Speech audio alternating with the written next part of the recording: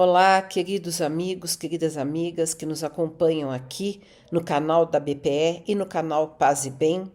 O nosso programa está de volta agora, depois de um mês de férias, Conexões Espiritualidade Crítica. E hoje, logo para reiniciarmos a nossa programação, temos um tema delicado, triste, trágico mesmo, mas não podemos deixar de falar nele. Inclusive está aqui embaixo, como sempre, o artigo que eu já escrevi esta semana no jornal GGN, sobre esta questão bastante problemática. O espiritismo, ou as questões espirituais, elas explicam um desastre, uma tragédia como essa que houve agora da queda do avião da Voepaz, em que morreram todos os passageiros, tripulantes, numa situação horrível, né? Que a gente nem pode mensurar a dor das famílias e também, espiritamente falando, o choque, né, de uma morte violenta também é bastante problemático, às vezes, para o espírito, né? Se ele não está preparado para a morte, essa morte pode ser traumática, né? Então, é uma tragédia. E aí acontece que existe uma tendência, eu diria até uma mania, no movimento espírita brasileiro, quando acontecem essas tragédias coletivas, quedas de avião, incêndio de boate, sei lá, navio que vira, guerra, bombardeio, o que for, né? Fome em algum país. Há pessoas que vêm a público com essas explicaçõezinhas rasas, problemáticas e, no meu ponto de vista, desrespeitosas em relação às famílias enlutadas ou às vítimas que estão em foco em determinada tragédia. Por quê? Porque aí fala, não, porque foram nazistas que reencarnaram, piratas, sei lá, estavam destinados a isso, pagaram dívidas do passado, resgataram. Gente, nós temos que relativizar e compreender melhor essa questão da lei de causa e efeito que nós muitas vezes queremos aplicar de maneira simplista, quase matemática, 2 mais 2 são 4, e não é assim, não é assim.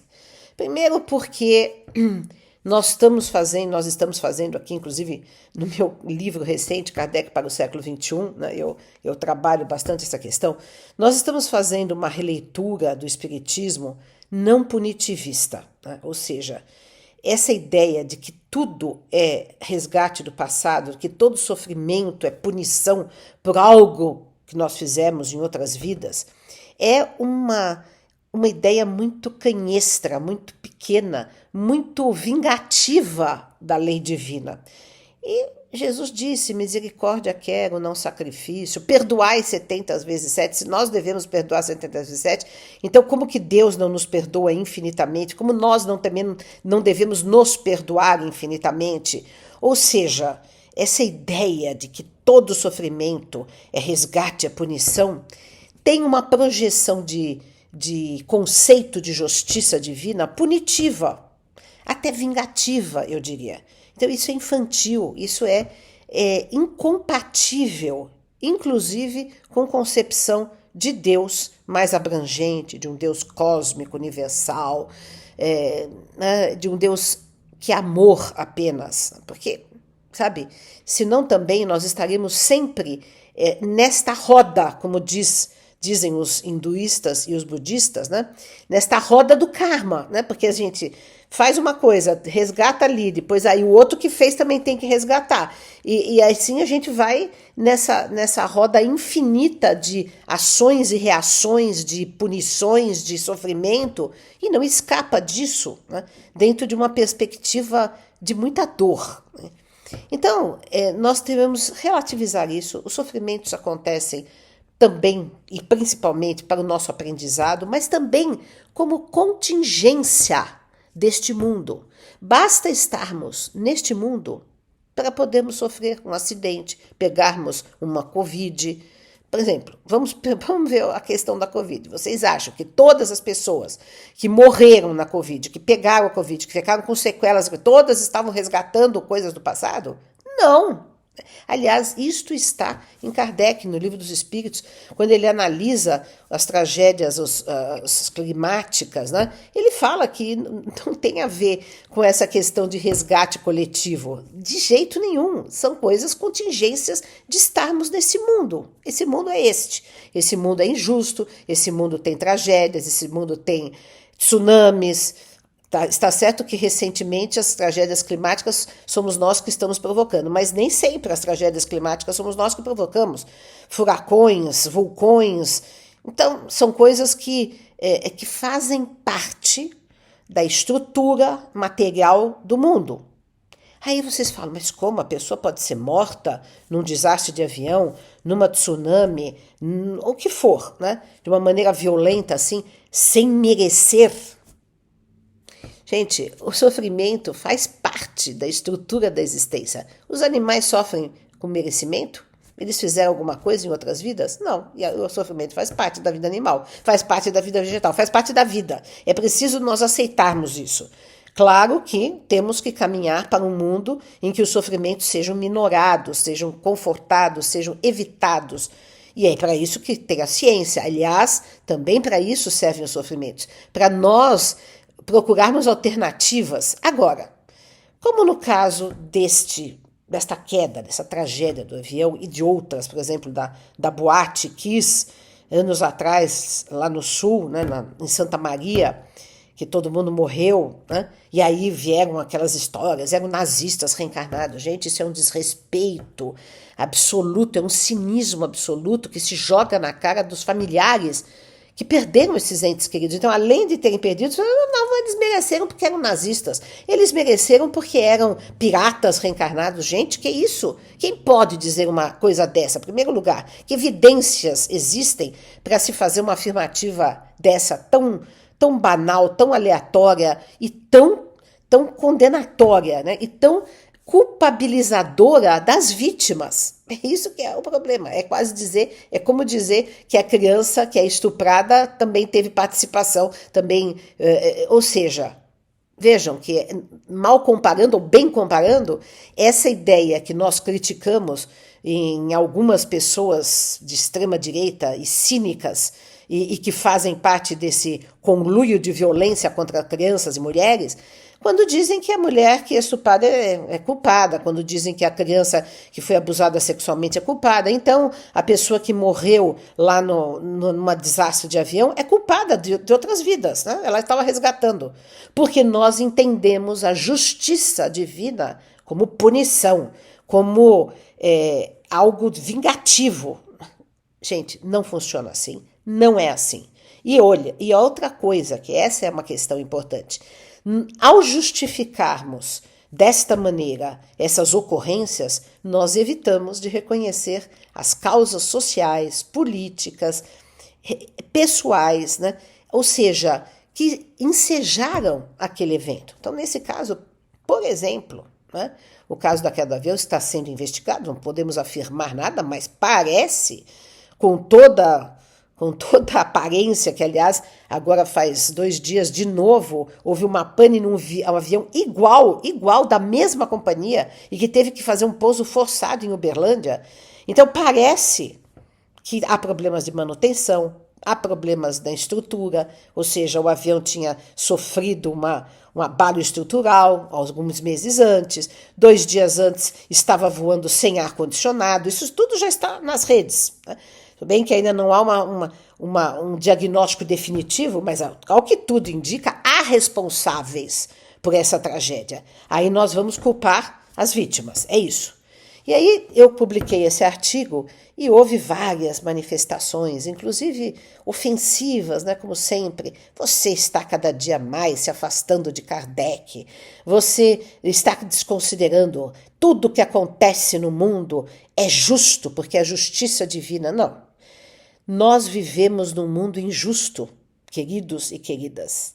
Aceitem isso, que dói menos, né? E Deus não tem nada a ver com as nossas injustiças, com as injustiças que nós praticamos, com as injustiças que nós sofremos, com as injustiças que estão aí espalhadas pelo próprio sistema em que nós vivemos. Então, faz parte da estrutura. Ai, mas a pessoa pode morrer de véspera, a pessoa pode sofrer uma tragédia dessa sem ter um resgate a ser realizado? Pode. Sim, pode, pelo simples fato de estarmos encarnados, reencarnados nesse mundo. Eu posso cair da escada agora, eu posso ser atropelada, eu posso ter um câncer que não está previsto pelas leis kármicas, simplesmente porque eu guardei mágoa, porque eu tomei muito agrotóxico, porque eu comi como todos nós comemos e a onda de câncer está enorme, comemos tudo envenenado com agrotóxicos absurdos. Então, o câncer é um resgate, é um karma, ou é uma contingência ainda das nossas imperfeições, das nossas más organizações, das nossas más condutas sociais, políticas, econômicas, agrícolas, enfim, tudo que é possível, né? Então, o que, por exemplo, um câncer pode ensinar para a gente? Não guardar mágoas, a ter uma alimentação mais saudável, mas não que fosse necessariamente um karma. Então, nós precisamos sair desta estreiteza de raciocínio, porque isto vem de uma ideia antropomorfizante de Deus. Deus castiga, Deus pune, Deus isso, Deus ajuda, Deus protege, Deus evita que Deus salva uns e condena outros. Vejam só, né? Eu também me incomodo muito quando acontece uma tragédia dessas. As pessoas falam, ai, graças a Deus eu não estava lá, Deus me protegeu. Impediu que então não protegeu as outras pessoas. Vejam só como é problemático toda essa apreensão tão rasa da vida. A vida é complexa. Todas as coisas têm causas múltiplas. E nós devemos trabalhar num nível, sobretudo, de caridade, de amor incondicional, de acolhimento. Então, o que nós podemos, devemos, como espíritas ou pessoas de qualquer origem espiritual, fazer com as famílias que estão enlutadas é apoiar, é acolher, é nos solidarizarmos, é nos indignarmos se houve responsáveis, e parece que houve, por essa tragédia, né? Sim, nos indignarmos, exigimos aí sim justiça no sentido de nos precavermos de próximos acidentes desse tipo, né? De impedirmos que outras tragédias dessa aconteçam por negligência, por ganância, seja pelo que for, né? Por incompetência, seja pelo que for, né? Então, para isso serve a nossa espiritualidade, para acolher, sim, dentro do espiritismo, para oferecer a ideia de que a vida continua, de que os nossos amados mortos em tragédias continuam vivos e nós podemos orar por eles, nós podemos nos comunicar com eles. Essa é a nossa contribuição e não ficar tentando arranjar justificativas injustificáveis para esse tipo de tragédia que acontece. Eu vou colocar aqui embaixo também um link dessa vez que o Elias de Moraes, que é um amigo nosso, parceiro, né? Espírita de Goiás, fez também sobre isso, falando sobre expiações coletivas. O vídeo dele está muito bom, né? E complementa, de certa maneira, isso que eu estou dizendo, porque não existe nas obras de Kardec esse termo expiações coletivas. Isso surgiu no Brasil e tem servido como uma panaceia para explicar ou tentar explicar quando ocorre uma tragédia assim.